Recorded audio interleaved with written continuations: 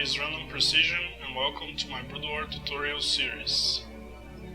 This series will explain the basic mechanics of the game and give real game applications for them.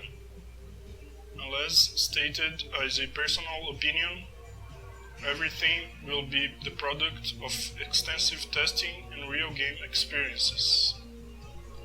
The goal is to help new players familiarize themselves with the game, as well as understand the commonly used techniques in competitive burrow. For this series, I am assuming you already know all the keyboard shortcuts in the game. If that's not the case, check the link in the description below. The first thing I'm going to talk about is a few inconsistencies in giving orders to units. In burrow, basically you can give any order that is appearing here and is being represented by the colors yellow or white. However, there are a few cases where orders may not appear, and also a few cases where you can give orders that aren't appearing. The first case is when you have two or more tanks selected, and at least one of them is in siege mode. As you can see, the hold position, patrol, and move commands do not appear.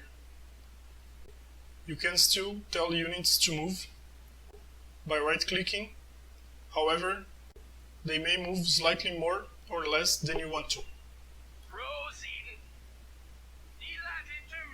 Like so.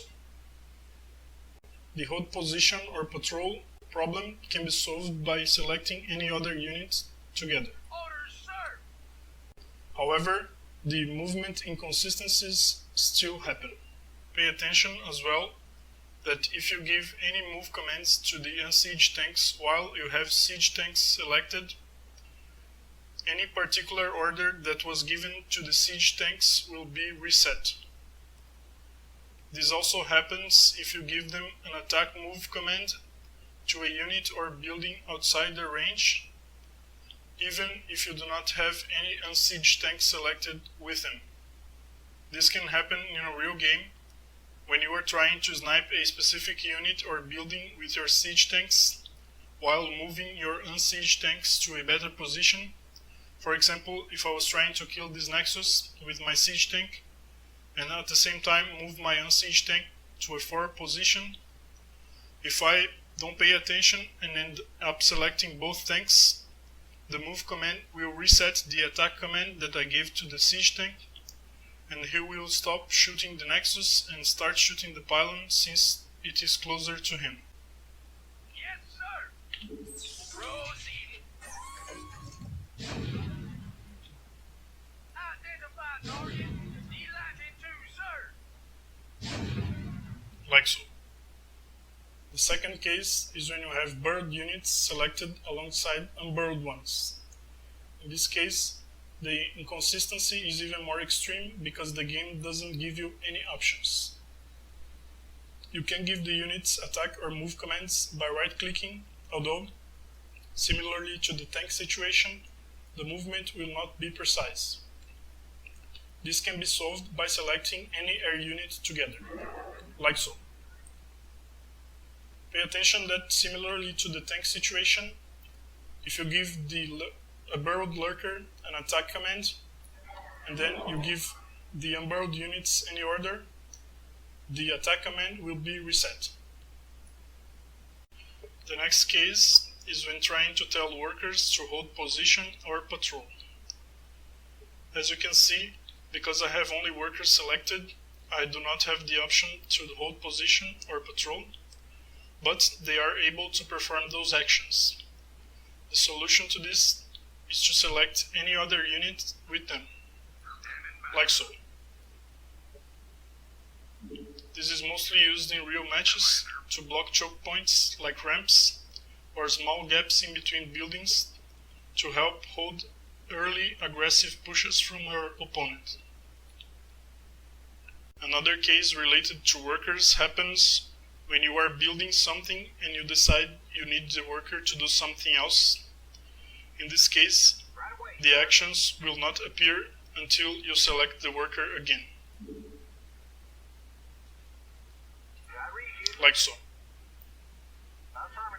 This can also happen if you tell a worker to finish a construction and before he arrives you decide that you want to cancel this action. In this case, the cancel action will not appear until you select the worker again. Like so. There is another way of doing this, which is to tell the worker to build something and then press the escape key twice. Like so. The next case happens when you are trying to give many units orders at the same time, and some of them have an ability available, while others do not. There are only 2 instances where this happens in the game. The first one, which you will almost never see, is when you have a ghost and a wraith, and only one of them has cloak researched. In this case, you can always cloak, but never uncloak. The second instance is when you have lurkers selected with other units. In this case, if you have a lurker in the first position of the selection, you can burrow, and in case you have any other unit, you cannot. Like so.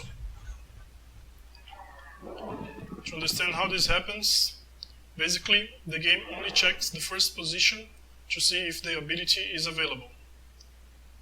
And if it is, you can do it with all the other units that also have it available in the selection. To understand how this order works, basically the first units that you select will be the first positions, and the last units will be the later positions. In case you box many units at the same time, the order which they will appear is from the left to the right. In this case, for example, if I box them like this lurker would be the first unit, zergling would be the second, and then third and fourth. Like so. Pay attention, however, that if you have one big unit and one small unit aligned, and if you box them at the edge of the box, depending on how much of the big unit you box, the order will change. For example, if I box them like this, the zergling will be the first unit, like so. But if I box like this, the lurker will be the first unit, like so. Observe that this trick cannot be performed if you select a unit that doesn't have burrow, like a neutralisk or air units. This is used in a real match when you are conducting an attack and you want to burrow the lurkers in the front while waiting for the ones in the back to get in range. In this case, you only have to precisely click on one lurker so that he is the first unit in your selection, and then you can just box the general area where the other lurkers are and still be able to burrow them. The next case happens when you are trying to move around units that do not have an attack command. It is very common for Broodwar players to create a habit of moving units with attack move, but if you only have units that do not attack selected and you try to tell them to attack move, they will not do anything, like so. Which means that you should use the right mouse button or select a unit that has an attack command available. Yes, sir? Like so. The next case happens when you tell units to patrol and they are engaged by units that they cannot return fire. In this case, the unit will just stop patrolling and run away. For example, if I tell this tank to patrol here, he will be shot by the wraith and thus will stop patrolling and run away. Like so. Pay attention, however, that if the unit engages anything, even if it is a building or a non-combat unit, he will not run away anymore until the engagement is finished. The most common use of this technique in real matches is to control dropships or other high-value units like science vessels and observers and avoid losing them to lack of attention.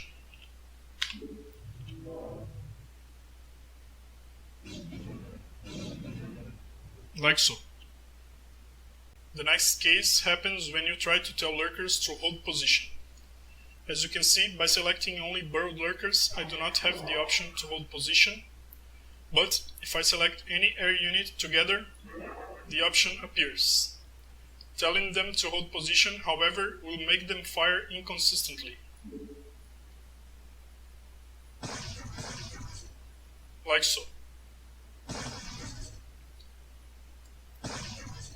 There is a technique, however, to make lurkers not fire at opponents, and it is executed by giving them an attack move to a building under the fog of war. It does not need to be necessarily an opponent's building, but it needs to be under the fog of war. For example, if I tell them to attack this building, they will not attack any opponent's units that come into range. This can be used in a real match to ambush your opponents. The next case happens when using the unload command. Basically, if you tell the dropship to unload on terrain, on a building, or on another unit, it will move there, stop, and unload the units. But if you tell it to unload on itself, it will keep moving and unload the units as it goes. Like so.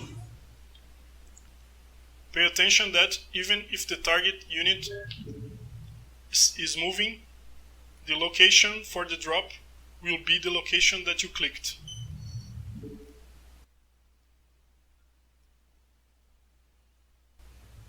Like so. This is useful because every dropship in the game has acceleration and deceleration, and by using this trick, the dropship does not have to decelerate before dropping units. This is gonna be it for this video. Hope you learned something. Like and subscribe so I can feel good about myself, and I'll see you in the next one.